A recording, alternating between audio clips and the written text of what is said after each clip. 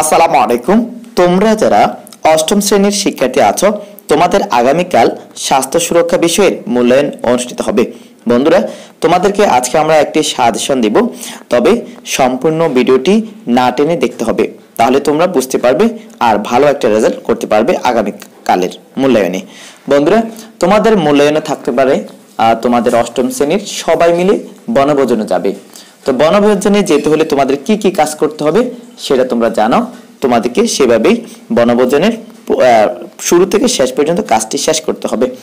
যেমন কাজ একে থাকতে পারে একক কাজ, অর্থাৎ বনভোজনের দিনে কি কি খেলা যায় এ নিয়ে তোমরা সবার বোর্ড নিয়ে ঠিক হলো দাড়ি বান্দা, চোখ বেঁধে ছবিতে কপালে টিপ পরিয়ে দেওয়া ইত্যাদি ইত্যাদি। বন্ধুরা, তোমরা একটু দেখে নিবে। এরপরে তোমাদের কাজ 2 হতে পারে দলগত কাজ। শিক্ষকের নির্দেশনা তোমরা দল গঠন করেছ, এরপরে এবার দলের নিজের খাতায় লেখা কাজের তালিকা নিয়ে নিচের বিষয়গুলোর আলোকে আলোচনা করো। এভাবে করে থাকতে পারে। 3 নম্বর কাজ তোমাদের থাকতে পারে একক কাজ। এবার নিজের জায়গায় ফিরে যাও।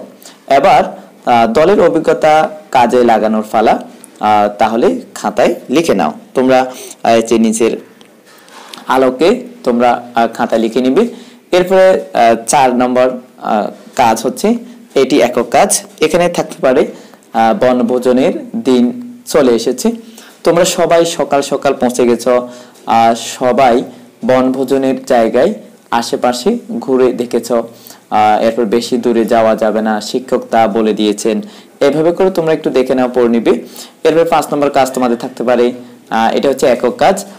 সারাদিন খুব আনন্দ করে ফেরার সময় তোমার পাশে যে বন্ধু বসেছিল তার সাথে গল্প করার সময় জানতে পারলে সে যখন কোনো কাজের দায়িত্ব নিতে যায় ভীষণ মানসিক চাপ হয়। এভাবে করে 5 নম্বর কাজ করবে। এরপর তোমাদের 6 নম্বর কাজ থাকতে পারে আবার জোড়াই কাজ। এবার শিক্ষকের নির্দেশনা অনুযায়ী জোড়া তৈরি করবে। কাজ 5 নঙ্গে নিজেদের লেখা উত্তরগুলো নিয়ে নিচের প্রশ্নের আলোকে আলোচনা করো এবং প্রয়োজনীয় নোট নাও। এরপরে 7 নম্বর কাজ, এটি একক কাজ। দলগত আলোচনার অভিজ্ঞতা থেকে নিচের প্রশ্নগুলো উত্তর লিখবা। এখানে 3টি প্রশ্ন থাকবে। বন্ধুরা, এরপর দেখো বনভোজন শেষে আনন্দ নিয়ে নিরাপদে বাড়ি ফিরে আসা হলো আনন্দধারা আয়োজনের সবগুলো কার্যক্রম শেষ করার জন্য ধন্যবাদ। এভাবে করে তোমাদের আগামীকালের মূল্যায়ন তোমরা আশা করি দিয়ে আসতে পারবে। এটি হচ্ছে তোমাদের জন্য গুরুত্বপূর্ণ সাজেশন।